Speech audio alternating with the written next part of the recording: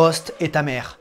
Cette erreur du Brésil lui reste en travers de la gorge. Cette entame de saison est bel et bien compliquée. Tant mieux pour le suspense, c'est sûr, mais le Français compte bien réagir à Donington et faire taire les critiques. Quelques garages plus loin, chez Ferrari, c'est la crise.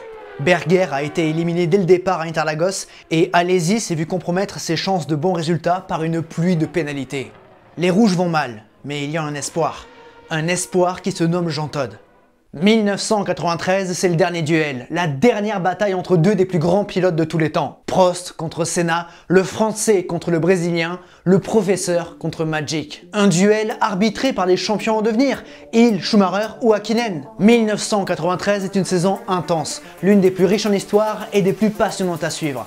Bienvenue dans 1993, le dernier duel.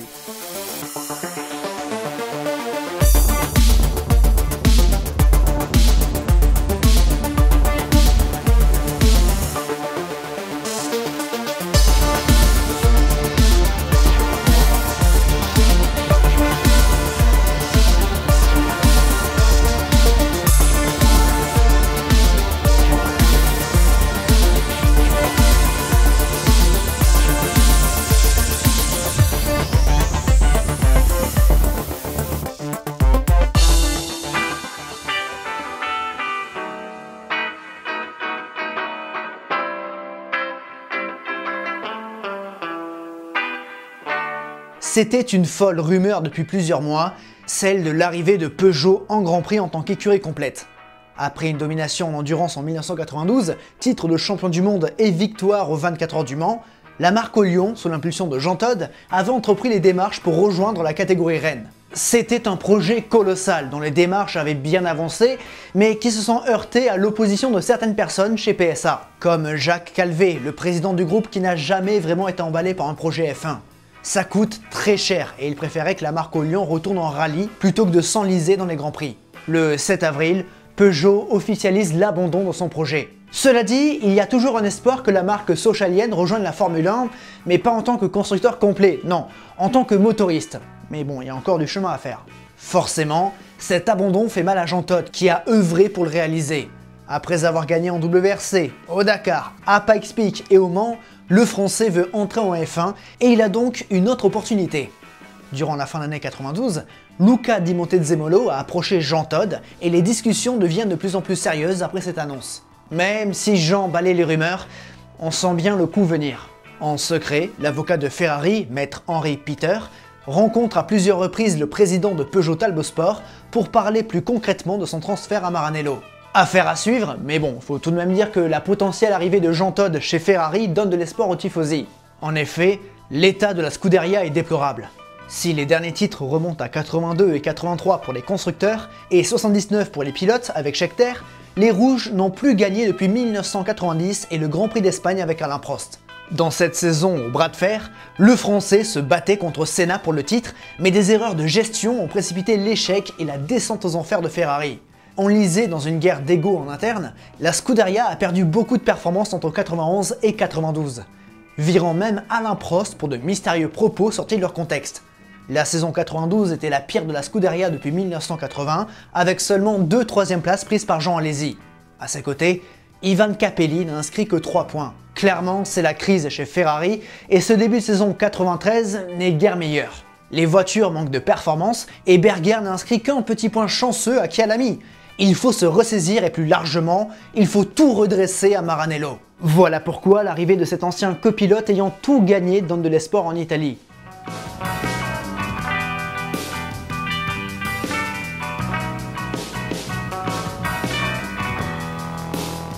Dire que Prost est déçu de sa sortie de route au Brésil est un euphémisme. Déjà très critiqué pour sa position très avantageuse chez Williams, dont il a lui-même revendiqué, ce début de saison est en demi-teinte. 2 pole positions consécutivement, une première depuis 89 et une victoire à Kyalami, c'est beau, certes, mais ne pas entrer au stand sous les trompes d'eau du Brésil et partir à la faute, ça l'est moins. Alain le reconnaît, il aurait dû passer outre les consignes, rentrer malgré tout, quitte à attendre si Damon Hill avait été là, quitte à attendre plutôt que de faire un tour de plus avec les pneus slick dans des conditions pareilles. Il aurait perdu du temps, c'est sûr, mais il serait resté sur la piste. Bon, on est tous des légendes le lundi, hein. Alors, à son retour d'Interlagos, Alain s'en va dans le Gers, à Nogaro, pour 4 jours de test. Bien entouré et dans une ambiance positive, le triple champion du monde boucle des centaines de tours et retrouve toute sa confiance. Puis bon, Nogaro, c'est un Monaco sans les murs, hein. Monaco, voilà un objectif de taille pour le professeur. 2 semaines après le Brésil, Alain est prêt pour Donington. Quant à Senna, l'histoire est différente du français. Comme d'habitude, le Brésilien entretient le flou sur sa présence en Angleterre depuis son île résidentielle. En réalité, il compte bien être présent pour la suite de la saison, mais faisant un petit peu sa diva, il espère obtenir les meilleures conditions possibles. Bien sûr, avoir un moteur Ford similaire à Benetton en fait partie, et Dennis l'a bien compris. Entre Ron et Flavio, c'est une guerre, et chez le motoriste américano-britannique, on a du mal à se placer. Mais Ron est malin, et trouve un moyen de motiver son pilote en flattant son ego. Sa victoire devant son public l'a bien remotivé, et Ayrton est curieux de voir ce que la McLaren est capable de faire sur ce tracé anglais. Alors, Dennis inscrit le Brésilien pour cette 3e manche de la saison. Un peu de forcing qui coupe l'herbe sous le pied de Senna, qui se voit obligé de rejoindre l'Angleterre à quelques jours du Grand Prix. Bien sûr, avec son manager Julian Jacobi, il continue de négocier les meilleures conditions possibles. Affaire à suivre.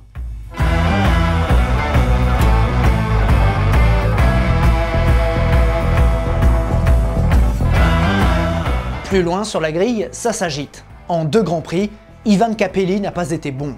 Écrasé par son débutant d'équipier Rubens Barrichello et loin des bons coups, il a même été éliminé en qualification au Brésil. Le seul pilote resté sur la touche. Après une saison 92 très décevante en rouge, Capelli semble bien l'ombre du jeune pilote prometteur qu'il était.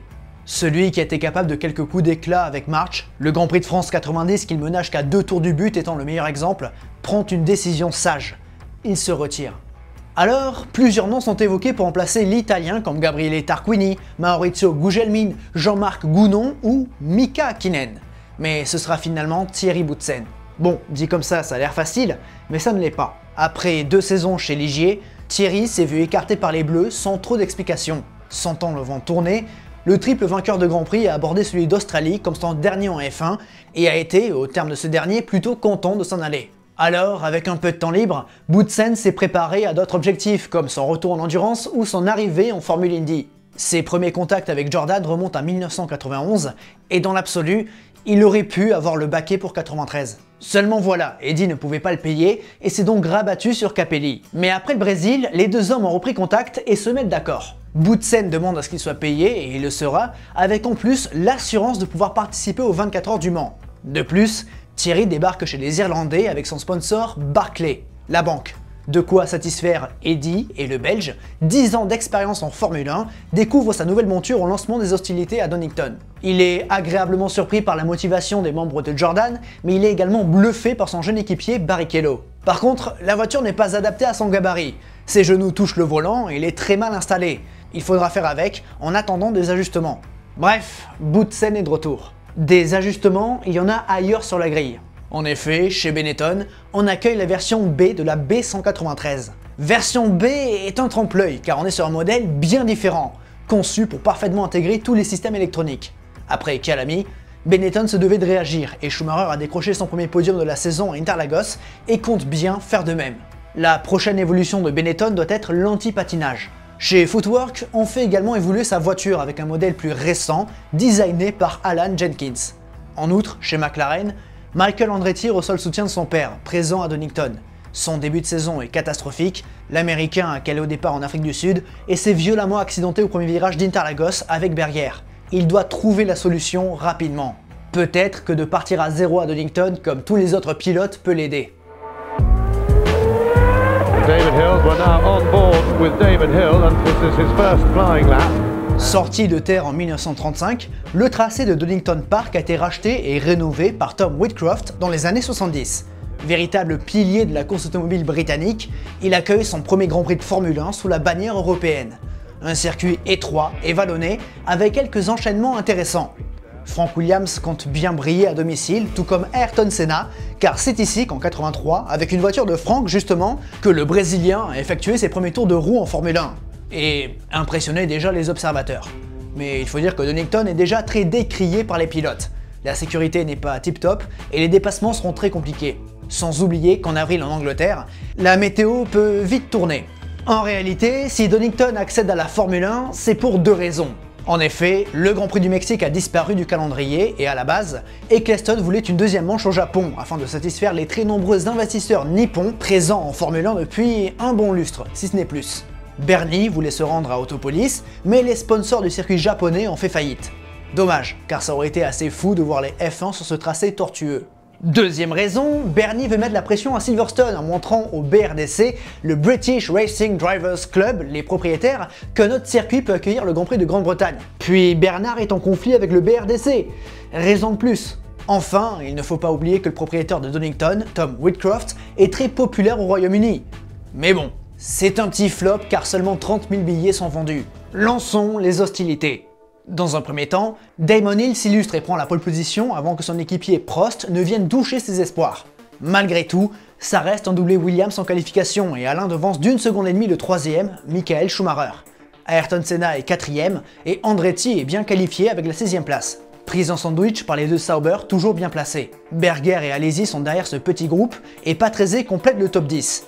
Johnny Herbert est en embuscade, tout comme Barrichello qui compte bien inscrire son premier point. Zanardi est 14e devant Warwick, Alliot, Fittipaldi, Comas et Katayama. Thierry Boutsen décèle un bon potentiel à cette Jordan, mais il doit encore s'y adapter. Il est 19e devant la Minardi de Barbazza. Chez Ligier, c'est décevant avec les 21e et 22e positions. Aguri Suzuki est 23e devant Alboreto et De Cesaris complète la grille des 25.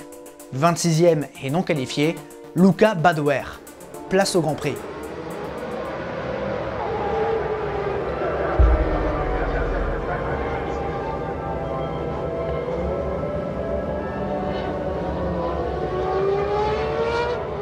La météo est très anglaise le dimanche avec des trombes d'eau qui s'abattent sur le circuit de Donington.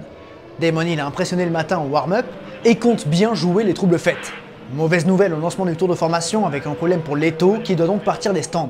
Le Finlandais prend le pari des slicks avec Alboreto quand tous les autres sont en pneus pluie.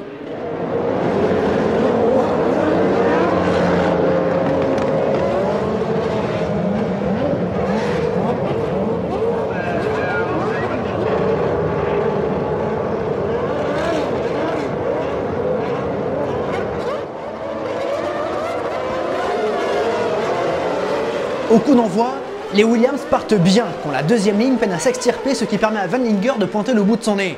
Senna n'est que 5e, mais Senna est un génie de la pluie. Il vient chercher le grip à l'intérieur et déborde dans la descente la Benetton avant d'enrouler la Sauber par l'extérieur. Des trajectoires de kart qui font leur effet et au virage suivant, il fait l'intérieur à Hill avant de chasser Prost.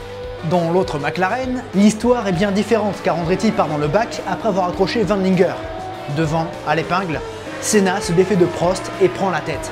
Un tour de folie, The Lap of God comme il sera surnommé. Dans ses premiers kilomètres, il y a Senna et les autres. Enfin, il y a Senna, Barrichello, Alesi et les autres, car Rubens et Jean sont remontés de la 12e et 9e place à la 4e et 5e devant Schumacher.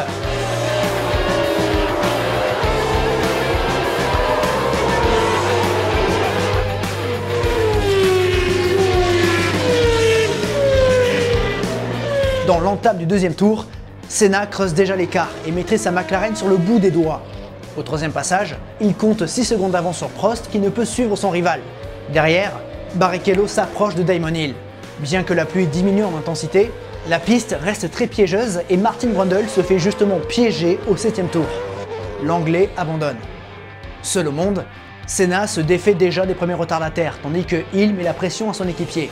Avec une piste séchante, la Jordan n'a pu tenir et aux alentours du 18e tour, les premiers pilotes de tête s'arrêtent pour passer des gommes slick. C'est le cas de Hill, imité par Senna et par Prost.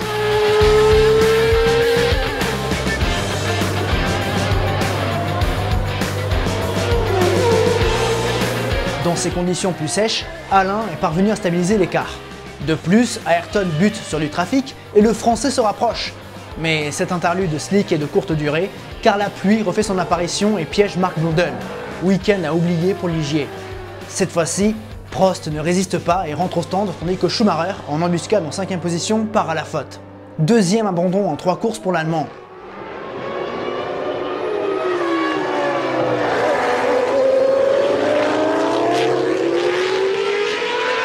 Mieux équipé, Prost se défait de Barrichello avant que les résistants en pneus slick ne changent d'avis. Derrière, Andrea De Cesaris et Philippe Alliot s'accrochent. Un accident qui mettra très en colère le Français contre l'Italien, et il y a de quoi. Une nouvelle erreur de De Cesaris et une occasion de bons résultats anéantis pour le pilote Larousse, remonté de la 15e à la 7e place. Alors je rassure vos supporters, vous n'avez pas fait de faute, c'est De Cesaris qui vous est rentré dedans par derrière en perdant contrôle de sa tirette. Ouais, c'est terrible, j'avoue que je suis très énervé, je viens d'aller le voir parce qu'il a abandonné, parce qu'en fait j'avais fait le plus dur, j'avais vraiment passé le cap de la course, j'étais 7e, c'était vraiment une course où il était possible de rentrer dans les points, je crois que j'avais fait vraiment un très très beau début de course et un pilote stupide, on le connaît, on sait qu'il est stupide et pourtant je me suis méfié, je lui prenais 2 tours. Non, il a fallu malgré tout qu'en plein freinage, il vienne me rentrer dedans. Malheureusement, je n'avais pas calé et le moteur a coupé quand j'ai voulu repartir pour une raison que je ne connais pas, ce qui fait que j'ai dû abandonner. C'est vrai que c'est une énorme déception pour moi. Puis les galères continuent pour les Français avec un problème mécanique pour Jean Alesi qui luttait pour le podium. Berger a abandonné un petit peu plus tôt pour un souci de suspension active.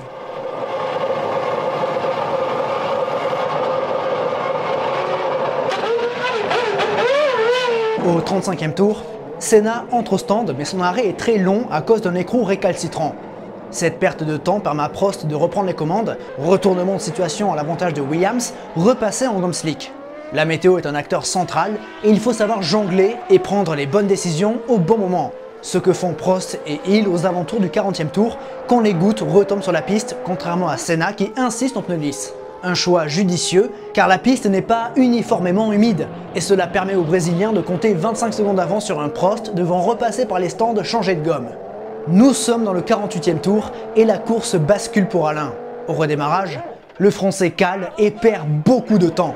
Après le Brésil, Williams et Prost commettent une nouvelle erreur gênante et le Français ressort sous l'aileron de Senna, un tour devant. Difficile à digérer.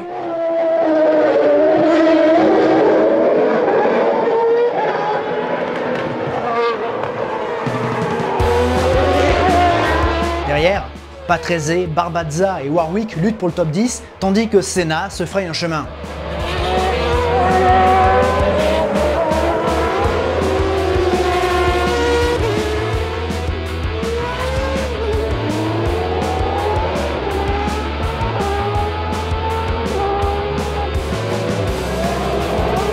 Derrière lui, son jeune protégé Barrichello est toujours en lice pour un podium historique. Mais à nouveau, la pluie revient et perturbe l'ordre établi.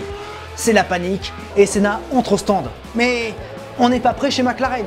Alors, Ayrton continue sans s'arrêter et signe ainsi le meilleur tour en course. Pas de limitation dans la pit lane et une entrée très anticipée conduisent à pareille situation ubuesque. Au final, cette inverse en 2 temps piège Fittipaldi et Zanardi.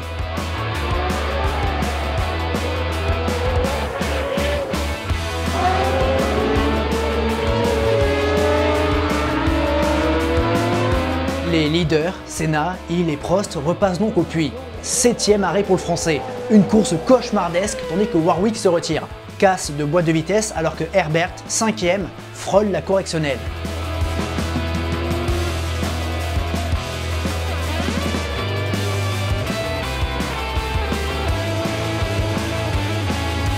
On se dirige alors vers une victoire de Senna devant Hill et Barrichello. Mais dans les ultimes kilomètres, terrible coup du sort pour Jordan.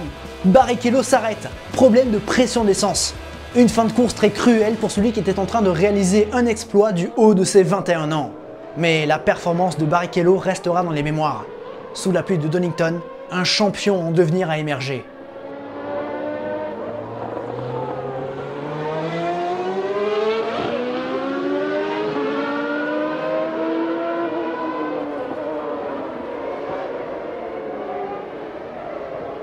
Dans les 2 derniers tours, la pluie est très intense et Ayrton Senna boucle prudemment les derniers kilomètres de course. Au terme de la 76e boucle, le Brésilien remporte ce dantesque Grand Prix d'Europe. Une nouvelle victoire de légende pour Ayrton Senna dans des conditions qu'il affectionne tout particulièrement. Et une victoire qui affirme ses intentions en championnat car, encore une fois, il fait mal à Prost. 3e derrière son équipier Damon Hill. L'Anglais a été propre et a ramené une nouvelle 2e place. 4e, on retrouve encore l'excellent Johnny Herbert, discret mais très efficace et opportuniste. Patrese ramène 2 points pour Benetton quand le décrié Barbazza ouvre son compteur en Formule 1.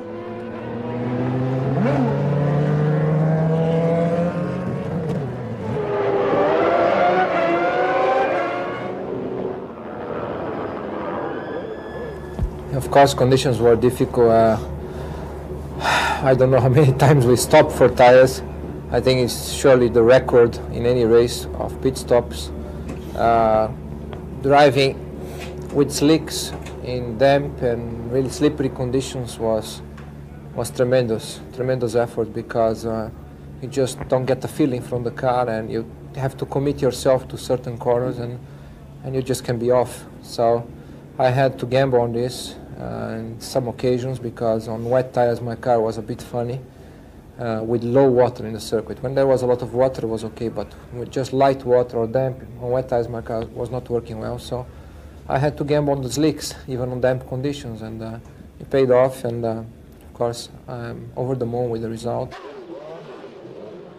It was a nightmare. I mean, I have to say it was the worst race you'd ever want to be in, because you just didn't know what was going to happen. I mean, you could see the clouds in one part of the circuit, you see umbrellas up in one part of the circuit, in another part it was dry. I mean, obviously, it just never made his mind up. And I want to thank, I think a special thanks to the Williams pit crew, because I came into the pit lane, locked up a few times, and they just stayed in their places like good soldiers.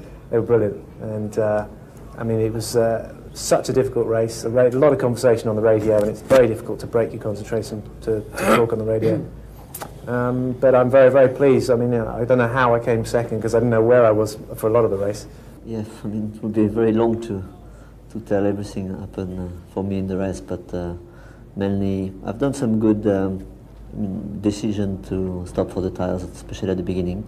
Car was handling not bad at all in the wet tires, but I've stolen the engine. My clutch was coming to be, difficult. And I've stolen the engine one stage, and I lost maybe, I don't know, 30, 40 seconds, even more than that. But from the beginning I had a big gearbox problem. I think it's our big concern at the moment, and it was very difficult to drive.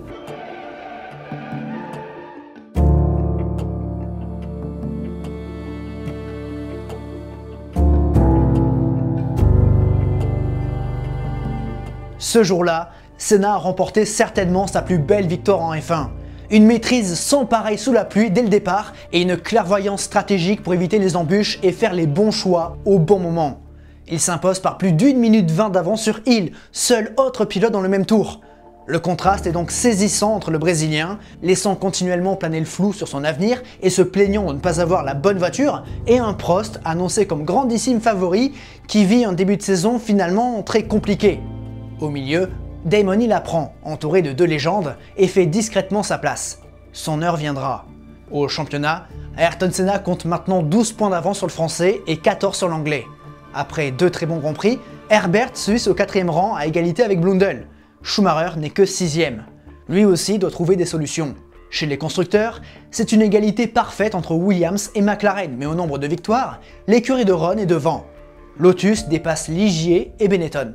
Le constat de Williams est donc alarmant. 13 arrêts au total, dont 7 pour Prost, un record. Ils ont tout, du budget, la meilleure voiture, la meilleure électronique et l'un des meilleurs pilotes. Et le pire, c'est que tout le monde le sait. Alors ça pique. Les erreurs s'accumulent à Didcot et les critiques pleuvent sur Williams et Prost, dans la tourmente. Mais l'écurie de Franck agit de la meilleure des façons, il se serre les coudes. Effectivement, il reste 13 Grands Prix, mais Imola doit absolument voir une réaction de Williams et de Prost. Mais ça, c'est pour le prochain épisode.